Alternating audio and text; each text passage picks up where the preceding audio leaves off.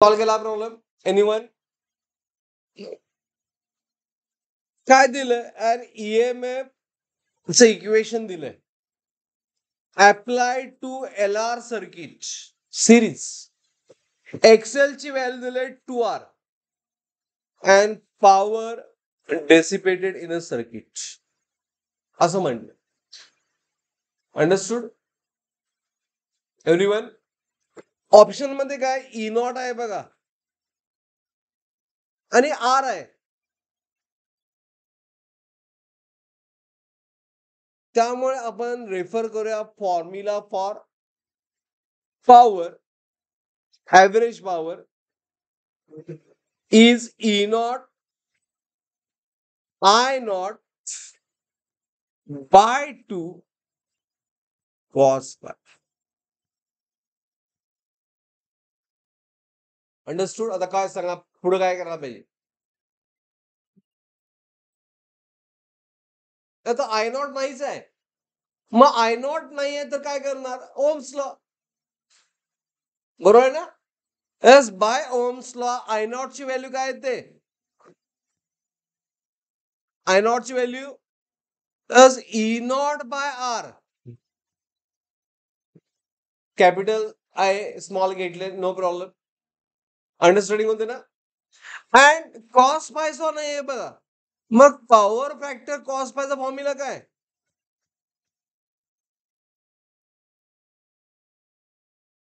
R by Z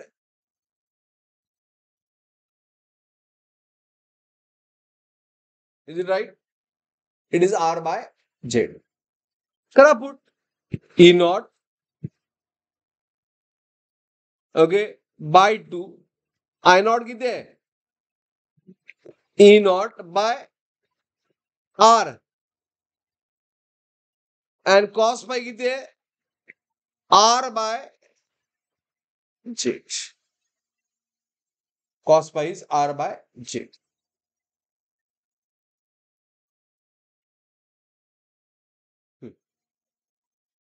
is it clear all of you एक mistake झाली माझी यात काय सांगा नाही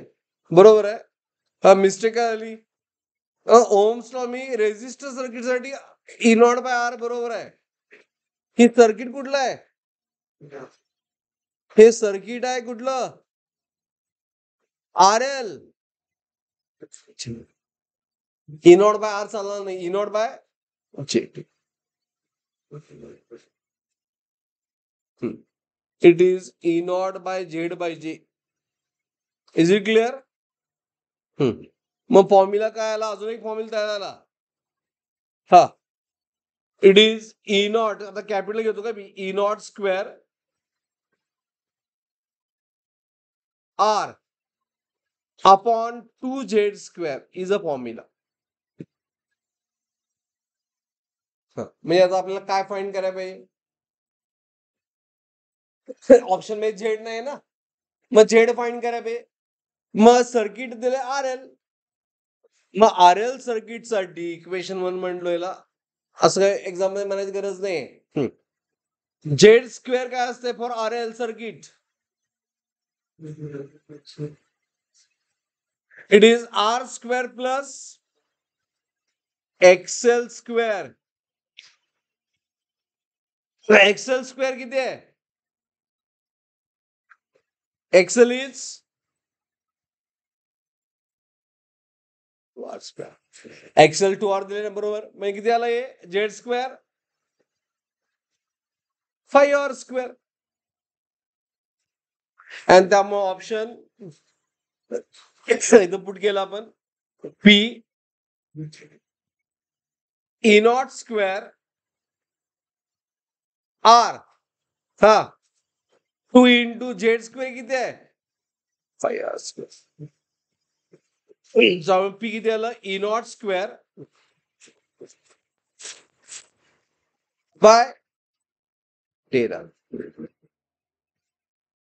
by 10R done everyone is it clear there's nothing but option B